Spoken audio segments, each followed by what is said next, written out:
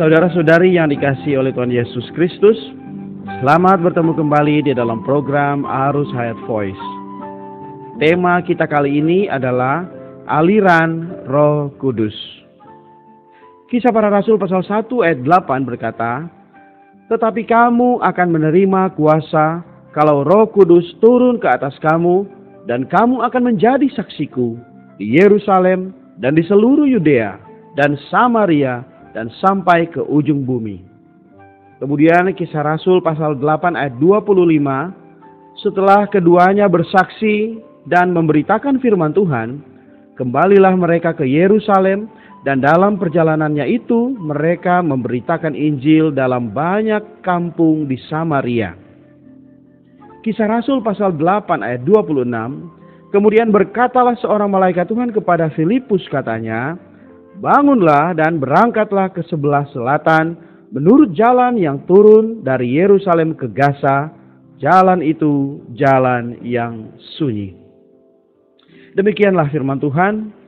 Saudara-saudari yang dikasihi oleh Tuhan Yesus Kristus, ada satu prinsip dasar jika kita melakukan apa yang Allah ingin lakukan pada masa kita ini, kita akan mendapatkan aliran Roh Kudus. Jika kita selalu memegang pengalaman kita yang lampau dan meminta Allah melakukan apa yang kita harapkan dan apa yang kita anggap penting, maka kita tidak akan mendapatkan aliran Roh Kudus. Setiap zaman Allah bergantung pada satu aliran. Seluruh Alkitab dari Kejadian sampai Wahyu terus maju. Dari satu zaman ke satu zaman Allah diwahyukan setahap demi setahap dan diwahyukan lebih maju dan lebih maju. Di dalam kitab Kisah Para Rasul, ini adalah kitab yang terus maju. Ketika kita sampai pada pasal ke-8, kita tidak akan dapat kembali ke pasal 2. Tuhan sudah berjalan sampai ke Samaria.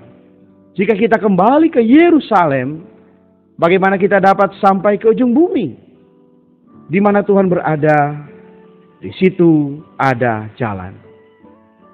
Roh Kudus ingin pergi ke Roma, dan Roh Kudus ingin pergi sampai ke ujung bumi. Pergi ke Samaria adalah tahap pertama. Juga suatu persiapan untuk pergi sampai ke ujung bumi. Menghasilkan rasul-rasul untuk orang bukan Yahudi adalah benar dan merupakan hal yang progresif.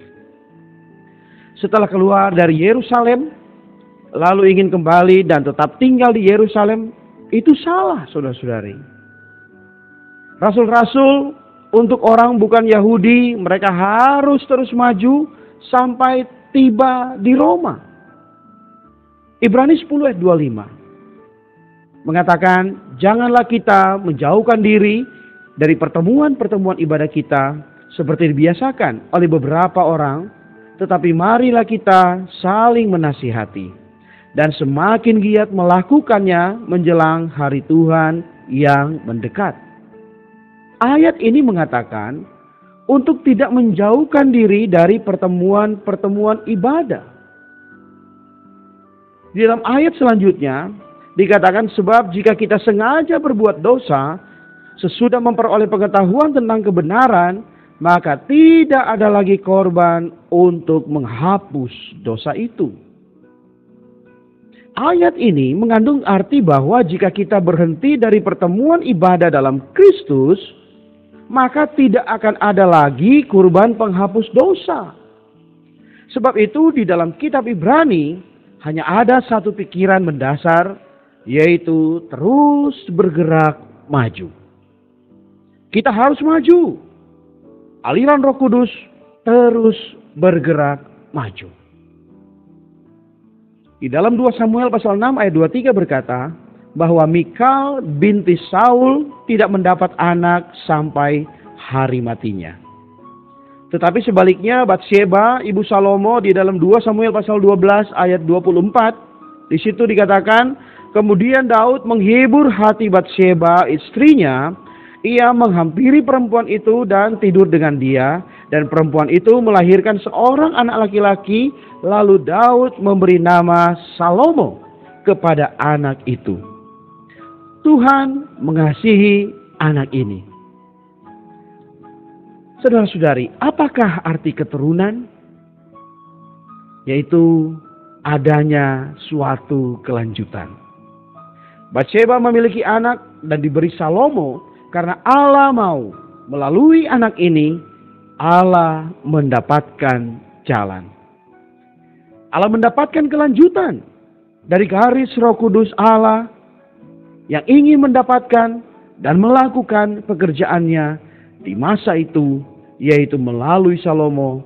Allah mau mendapatkan baitnya.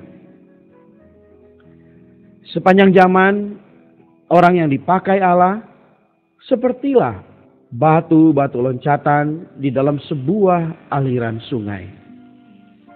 Pekerjaan Roh Kudus atas kita adalah menjadikan kita batu loncatan yang membuat dia dapat bergerak maju. Ini adalah kemuliaan kita yang terbesar, saudara-saudari. Jika Allah tidak mendapatkan jalan keluar melalui kita, Ia akan memilih batu yang lain untuk dia maju. Jika Ia tidak dapat keluar melalui kita, kita akan menderita kerugian yang sangat besar. Karena itu, kita harus berada di dalam jalur Roh Kudus. Kita harus selalu berjalan pada jalur yang positif. Kita harus menyingkirkan semua sumbatan di mana membuat arus Roh Kudus tidak ada jalan terhadap kita. Amin. Mari kita berdoa. Ya Tuhan, kami bersyukur karena Engkaulah Allah yang terus bergerak, tidak berhenti.